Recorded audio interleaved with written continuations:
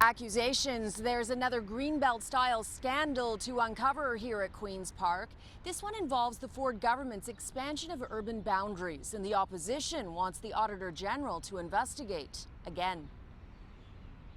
We see over and over again that this government gives preferential treatment to insiders. Taking close to 3,000 hectares of land out of the Greenbelt for housing ended with 2 ministers and 2 staffers resigning and a potential RCMP investigation.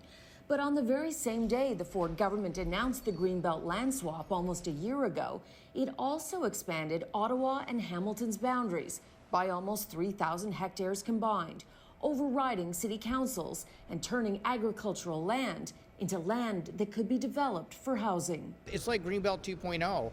It's the same process. Wealthy elites cashing in. In August, Auditor General Bonnie Lysyk released a scathing report that concluded certain developers unfairly benefited when Greenbelt lands were removed from protection, and they stood to gain more than $8 billion.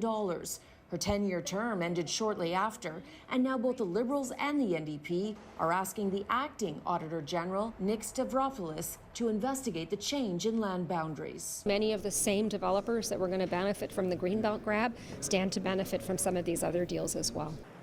I'm very, very sorry. Almost 2 weeks ago, Doug Ford apologized and reversed his decision to develop parts of the Greenbelt. It was a mistake to open the Greenbelt. But there is no sign he's going to backtrack on his decision to expand city boundaries, even though both Ottawa and Hamilton city councils are against it, citing urban sprawl.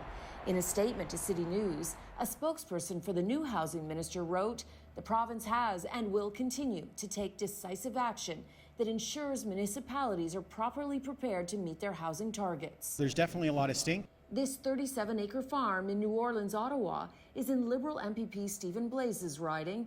According to media reports, the protected agricultural land was purchased by a newly incorporated company in August 2021. Just over a year later, the Ford government changed the city boundaries, which means the land can now potentially be developed. There's a clear line of sight between decision by council not to develop the lands, people buying them, those people then making significant contributions to the Conservative Party, then the minister putting those lands into the boundary.